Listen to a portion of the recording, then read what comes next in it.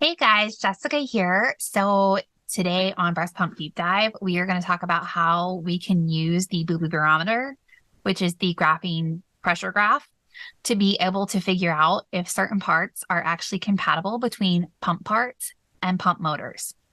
So in an ideal world, we would be able to use the pump motor and the pump parts that it came with. But there are certainly times but we don't have the ideal options available. And it's really important that we know, what the hacks that we're recommending actually do with the pump.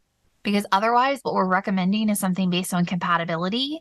And as somebody who actually tests these hacks, what I can tell you is that they do a lot of really unpredictable, unexpected things. Just because two parts connect together and you can get suction at the breast doesn't mean that it is compatible, because sometimes what we do is we actually reduce suction to a point that it's not efficient, or we actually cause unintended elevated suction.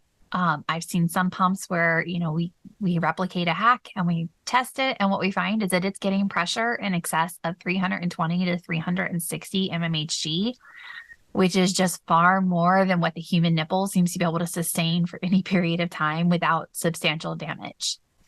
So let me go over what I learned about the Medela Pump and Style today and talk to you about how this type of pump science is helping us change how we can actually help moms. It's obvious that I love pump science. I love testing these pumps, but I'm a clinician at heart. My actual love in this field is helping moms to be able to use their breast pumps. And I had a client today who presented me with a series of options, none of which were ideal, because her pump broke. Her Medela Max Flow is not working anymore. It's completely dead. Can't use it. She did, however, have a Medela Pump and Style Advance that a family member had given her. So this was a secondhand pump. So let's talk about these older Medela models and what our concern is with those, because it's not necessarily the age of the motor. This pump is probably 5 to 7 years old, and it was heavily used when I got it, and it's still pressure testing about what I would expect. It's probably losing some of its strength, but not a ton. It could still be used. But when you use these pumps, you're using these parts, and you may recognize these if you use the Medela Symphony at any point. What this is you've got a flange, you've got a connector to literally connect the flange and the bottle. The duck bill is down here. You can also use the Medela yellow little plastic caps that have a white membrane. I have thrown all of those away after pressure testing to see there's no reason to have them because I can't stand those parts. But these are the traditional Medela parts, and they have a little plug here, and it connects directly to the pump motor here. You would just plug this in, and then if you were single pumping, you would close the other side. What this means is that there's no barrier between your motor and the milk. And breast pumping is not only not always neat, but milk sprays. And the suction hole is sitting down there at the bottom. Milk absolutely aerosolized and got into the tubing, even if you didn't have a heavy flow. I used one of these pumps years ago, and what ultimately happened is this back here developed some mold because I just bought a pump at Babies R Us and had no idea how to actually use it. I think I read the instructions, but it wasn't very clear, and I had just had a baby. So these are open systems. There's nothing blocking the milk from the motor. The milk gets in the tubing, it will in fact flow to the motor. So that is why you now see these Medela parts with the Medela Max Flow, the Medela Swing Maxi, the Medela Freestyle Flex. These are their personal fit connectors. The difference here is back here is a backflow protector. This one is kind of a unique design. Instead of having a duckbill valve or a flap and membrane setup, it's integrated. So this is all one piece, but this is essentially your duckbill style suction generator here and your backflow protector. But this system was not designed for a backflow protector. And while a backflow protector can be involved in the suction system, sometimes if we add a backflow protector to a pump that wasn't intended to have a backflow protector, we get a complete loss of suction.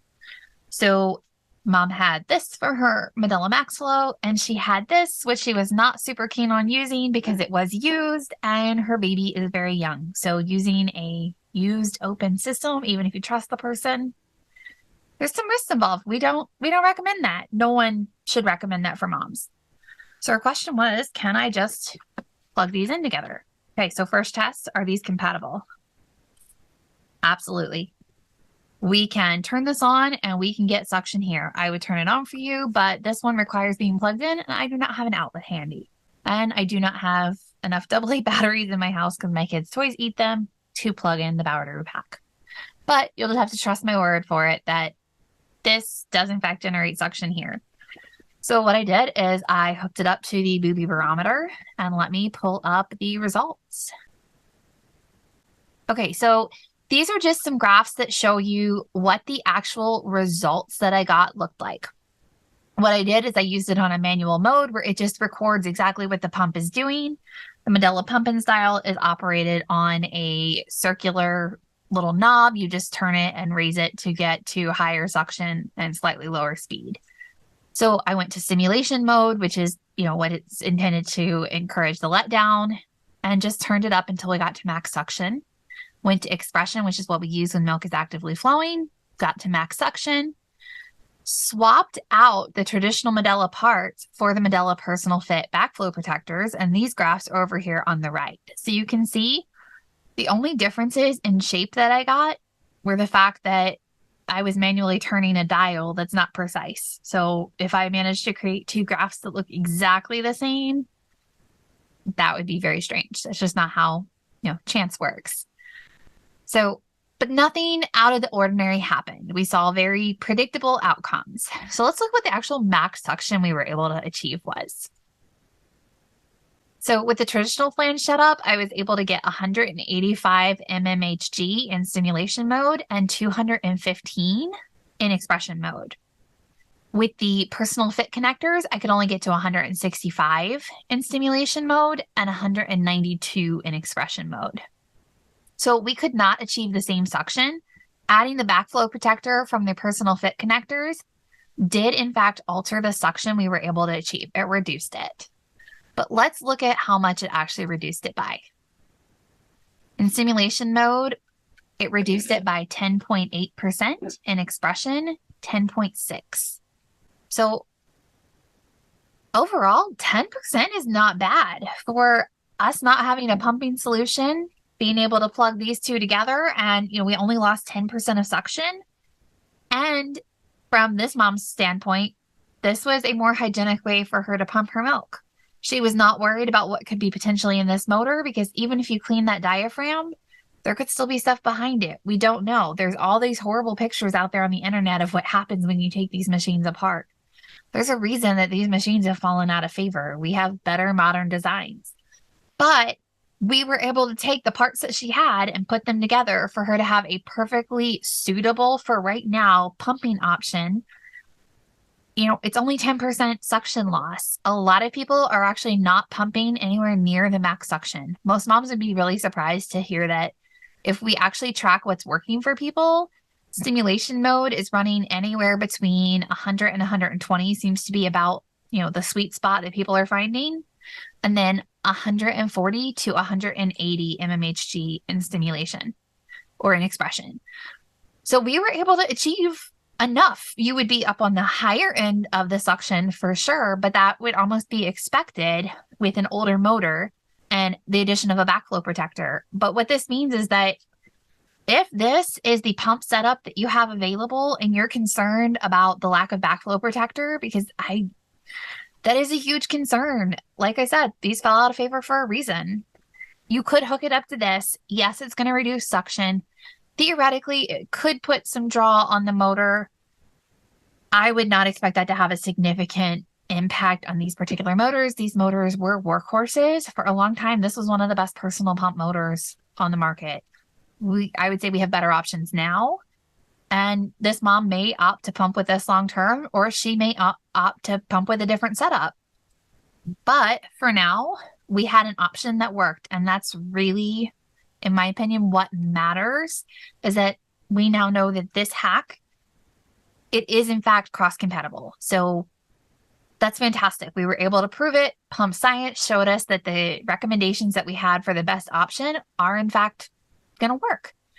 So we'll see, the next question I would have is there is a lovely picture of a Medela Symphony that I have seen recently that appears to be hooked to one of these. Now, with the Medela Symphony, there's a diaphragm inside the actual machine that it's a little cap that you set down. If you've never seen the tubing, we'll show that to you in another video. But that was the actual block. So I've also seen a picture on one of the Australian Medela sites where they had a Medela Symphony connector or tubing set that had a clear base that looked like they got rid of the diaphragm and maybe moved to a backflow protector. I don't know. I don't know what would happen if you hook this up to the Symphony. I'm going to find out. And when I do, I will share another video. But this is today's pump science. And hopefully you found this interesting in learning more about how we can actually apply this into real world information and support for moms.